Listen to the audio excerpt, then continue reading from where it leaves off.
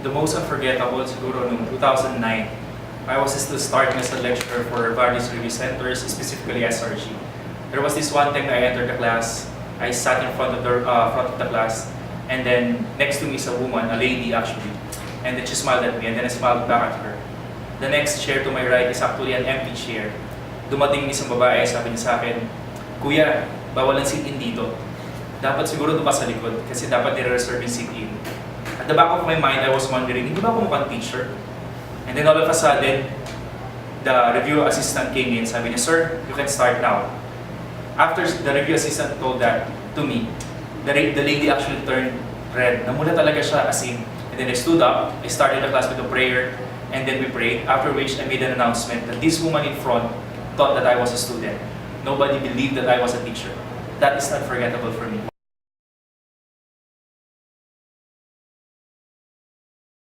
I really don't have that one-liner expressions, but I think the words "good job" is something that's stuck on the student's mind. Last year, I was handling this group of class, and then we were having our final coaching sessions, and then after 3 hours, or rather 300 items, 8 hours of lecture, a student approached me and she said, "Sir, good job."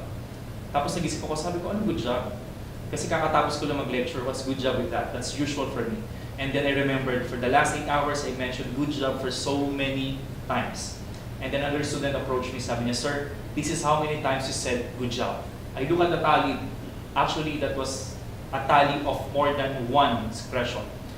My expression of good job was actually ranking third.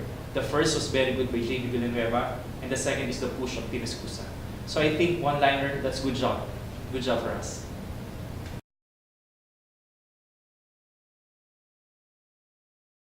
A lecturer is someone who is more than a lecturer for me. Us becoming lecturers, we are actually standing in front of people, we stand in front of students. At that very moment, we can influence the person in front of us, listening to us. So for me, my advantage or my unique characteristic as a lecturer is, number one, I always prepare hard for my lecture. I always discipline myself to come up with a good lecture content. Because for me, the students are the number one customers that you have.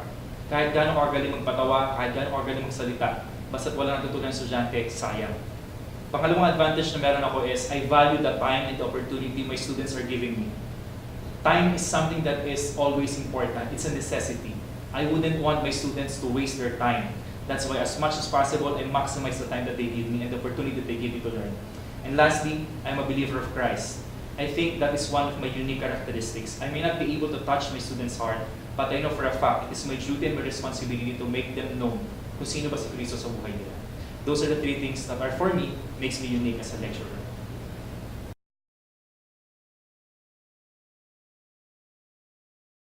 An edge for me is that I, as a lecturer, as a teacher, I'm a lifetime learner. Becoming a lifetime learner is you don't give up on learning things that are happening around you. Sabi ng isang teacher ko, kung gusto mo magturo, dapat hindi ka tumigil sa pag-aaral. Tama siya. Kasi lahat ng meron ako bilang isang teacher ay produkto ng lahat ng naranasan ko. I would want to give my students the best learning experience. And me, as a teacher, I know for a fact that things that are happening in my life are only experiences that will allow me to become a better teacher. So lifetime learner is one of the unique characteristics and an edge for me as a teacher.